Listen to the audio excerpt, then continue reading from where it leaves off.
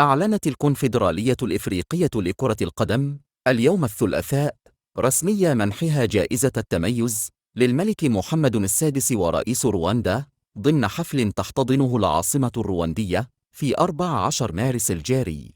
وأوضح بلاغ لأعلى سلطة كروية في القارة السمراء أن الحفل الذي سينطلق في 4 عصرا من 14 مارس الجاري سيعرف حضور جياني إنفانتينو رئيس الفيفا ولجنة الكاف التنفيذية والرؤساء الأعضاء وأساطير كرة القدم.